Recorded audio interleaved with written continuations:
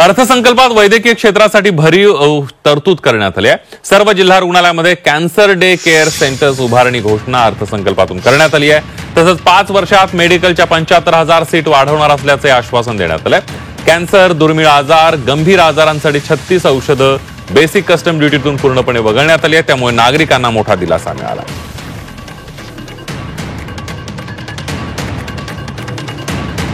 आपण बघतोय सर्व जिल्हा रुग्णालयामध्ये कॅन्सर डे केअर्सची स्थापना करण्यात येणार आहे।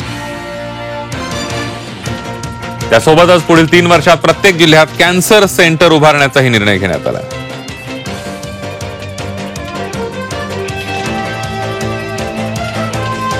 पाच वर्षात मेडिकलच्या 75,000 सीट वाढवण्यात येणार असल्याचंही घोषणा अर्थमंत्र्यांनी आजच्या अर्थसंकल्पात केलेली आहे। 36 औषधांवरील कस्टम ड्युटी माफ करण्यात येणार आहे आणि त्याचा गंभीर आजार आणि कॅन्सरच्या रुग्णांना मोठा फायदा होणार आहे।